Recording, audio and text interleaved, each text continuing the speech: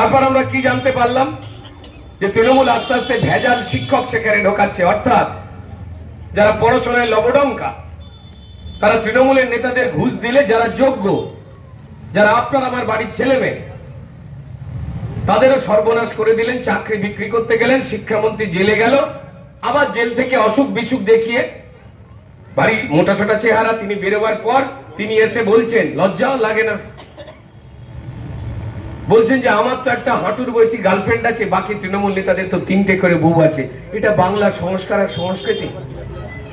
তারা কি বলে ভোট চাই জানি না, এই যে গাড়ি গেল কি বলবে যে আরো যাতে চাকরি বাকরি চুরি করতে পারি তাই তৃণমূলকে ভোট দিন। আমি জানি না এরা কি বলবে। আমার ব্রিটিশ কলোনির এলাকা শুধু নয়, আমার যেখানে বেড়ে ওঠা, আমার যেখানে খেলাধুলো, আমার যেখানে বড় হওয়া, এই অঞ্চলে পরিষ্কার বৃষ্টি হওয়ার দরকার নেই, এমন একটা জায়গায় যায় যেখানে ড্রেন পাকের জল যাতে মানুষের ঘরে আরো ভেতরে ঢুকিয়ে দিতে পারে, তাই তৃণমূলকে ভোট দে। তৃণমূল তাহলে ভ্যান্টেন গুলো নিয়ে দেওয়াল দেওয়াল লিখে রানা হানা মানা যারা দেওয়াল লেখা হচ্ছে, এরা কি বলে ভোট চাইবে? যে যাতে আরো চুরি করে ঝেড়ে ভাগ করতে পারি সেই জন্য তৃণমূলকে ভোট দে, নাকি তারা বলবে যাতে ক্রিমিনাল আর পুলিশকে এক টেবিলে বসিয়ে চা খাওয়াতে পারি আর অন্য কিছু খাওয়াতে পারি সেই জন্য তৃণমূলকে ভোট দে? মমতা বন্দ্যোপাধ্যায় এবং তৃণমূল তারা কি বলতে চায়? যাতে আমাদের মায়েদের বোনেদের, বারবার মুখ্যমন্ত্রী বলেছেন রাত 8টার পর বেরোবে না, অপমান করেছেন তিনি। আমাদের মায়েরা বোনেরা যারা কাজ করেন, খেটে খেতে চান, তিনি তাদেরকে ঘরের ভেতরে ঢুকিয়ে দিচ্ছেন কি জন্য? তিনি প্রমাণ দিচ্ছেন যে আমার পুলিশ ঘোড়ার ডিম কোনো কাজ করে না, কাজ করতে দেব না। পুলিশ ভালো কাজ করলেই তার ট্রান্সফার, তার বদলি, তাকে কথা শুনে চলতে হবে।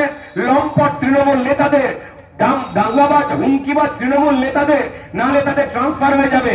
সেই জন্য কি তারা তা বলছেন যে মায়েদের বোনেদের বেরোনো যাবে না? কারণ মায়েদের বোনেদের বেরোবার সময়তে তৃণমূলের সমস্ত শিকারী হায়নারা শিকার করতে বেরোয়, আমাদের মায়েদের বোনেদের বেরোলে তারা ছিঁড়ে খাবে। তাই ওটা ওই শিকারীদের বেরোবার সময় যারা মমতা বন্দ্যোপাধ্যায়ের প্রিয় এবং যাদের পুলিশ প্রোটেকশন দেবে, সেই জন্য কি বলবে যাতে আরো ছেড়খানি করতে পারি, তাই তৃণমূলকে ভোট দেন।